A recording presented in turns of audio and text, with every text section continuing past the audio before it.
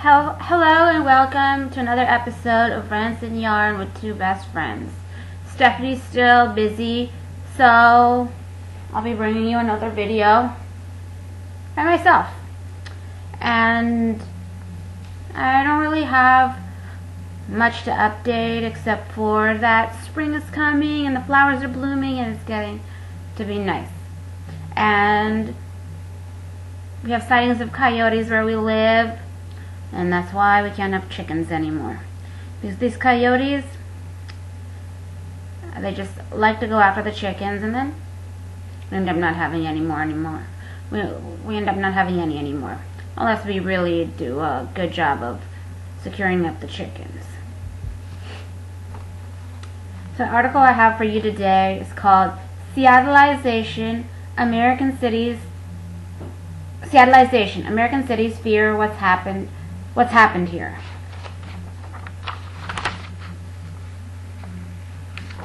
You're paying a premium to live here. The cost of living has risen faster in Seattle than in other American cities. Okay, it has risen in Seattle, but then it seems like it's coming down the coast to all the big cities down the west coast. And eventually all big cities are going to be too expensive to live in unless you're making enough wage to cover it. How's this for irony?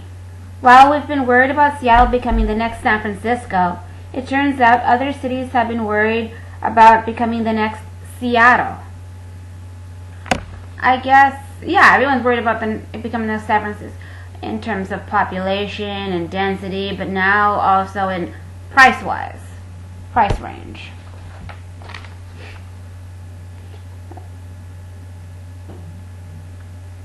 That's right, Seattle-ization is a thing now, at least according to a New York Times article published last week. It's described as a particularly dire diagnosis, characterized by high housing costs and tech wealth. Combination has thoroughly transformed the city in an alarmingly short span of time. Because only tech companies can afford to live like right where they work, like the CEOs and the management, like all the high management of those companies. And some of the people within the company, if they make enough money within that company as well, they can afford to live like close enough to their work.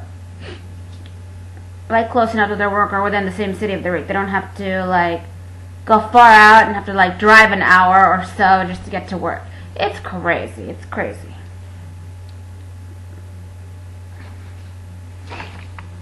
Even in New York City, apparently, some folks are terrified that the planned Amazon campus there could turn the place into Seattle on steroids, according to Vice magazine.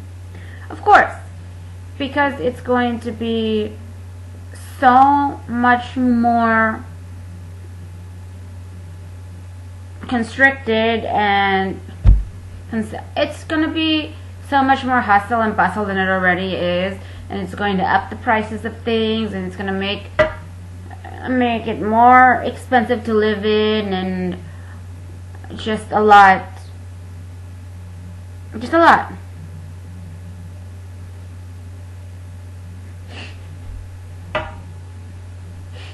lot of change over time that's not really for the good. It's good, but not good, Depends who you're talking to. It's a little unsettling to find out we've become other cities' worst case scenarios.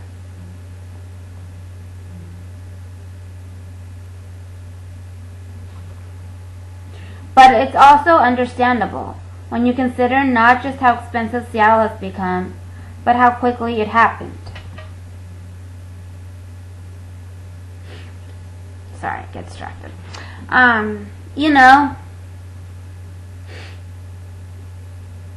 Well, because Seattle, it started out with, that's where the coffee originated.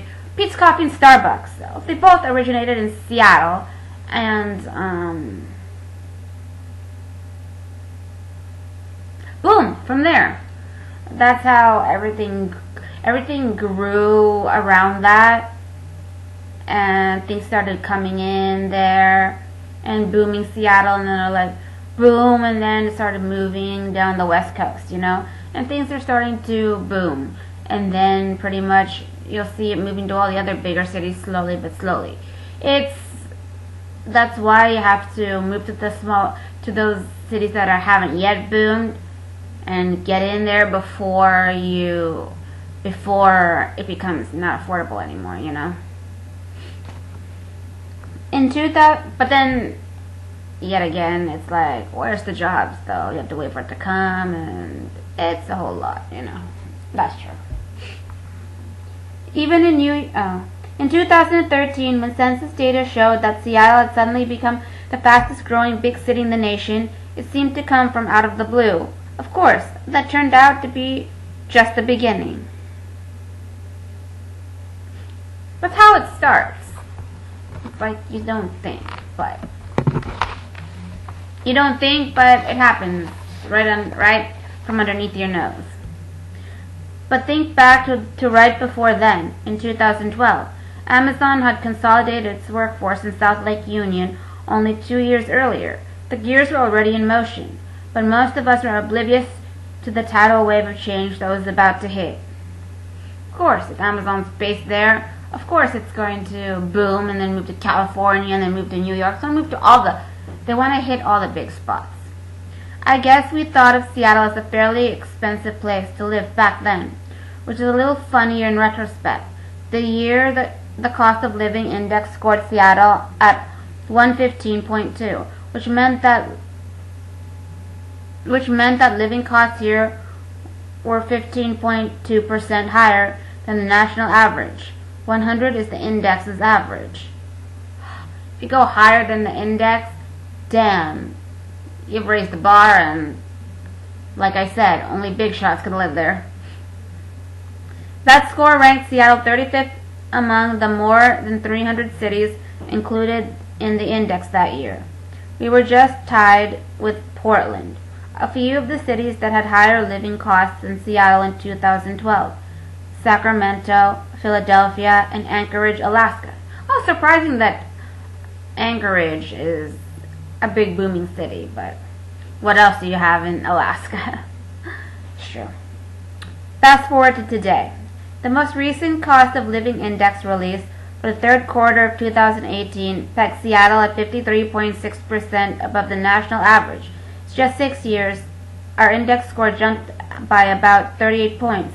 No other city comes close to matching that.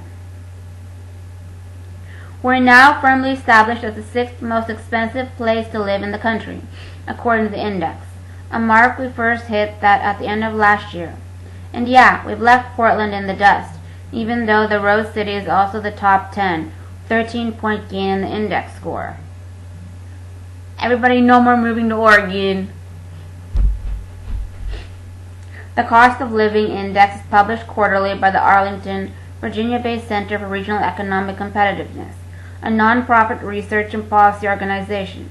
They've been producing city-to-city cost comparisons since 1968, collecting data at the local level on prices for more than 60 goods and services in 6 major categories: housing, healthcare, transportation, utilities, grocery items, and miscellaneous goods and services. No one will be surprised to learn that of those categories, housing here has seen the most precipitous climb. In 2012, our housing costs were about 35% above average. Now they're 113% higher. Wow. We just have to move to the Great Plains, I suppose. Because housing is most people's #1 cost, we tend to focus on it. But almost everything in Seattle is much more expensive than it used to be.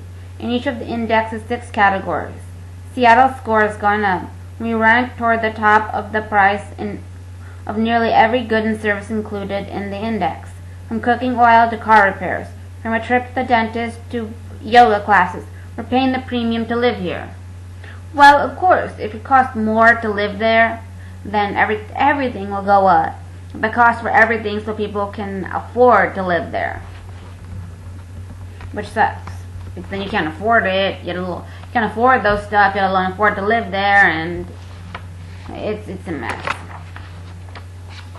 The city that's seen the biggest drop in its index score actually went from having an above average cost of living in 2012 to one that's well below average today. And that's not the only way in which it's the opposite of Seattle. Because according to the World Meteorological Organization, it also happens to be the sunniest place on Earth. Down nearly 14 points in the cost of living index, the city of Yuma, Arizona. Of course, Arizona. Who wants to live in Arizona when it gets so hot there, and it gets so cold there, but not enough to snow. But it gets so hot there. Who wants to live there in the summer? I mean, maybe that's why the cost of living there is so low. But eventually, I bet eventually that will change, and people will bend to that and be like, whatever, you know. We'll just get central AC in our house and be okay. Because if you can't afford it, then you try to work remotely and live where it's cheaper. And the sunniest place is Seattle. I'm surprised that they say the sunniest place is Seattle, because it's supposedly, I believe that it was like London, where it rained like practically once a day throughout the year. But I guess I could be wrong, and things are changing. Anyway, that concludes this video, and please check out our links down below, and subscribe, like, and comment, and we'll hope to see you in another video. And check out things I'm selling. Maybe there'll be something you would like to purchase. Thank you, and have a nice day.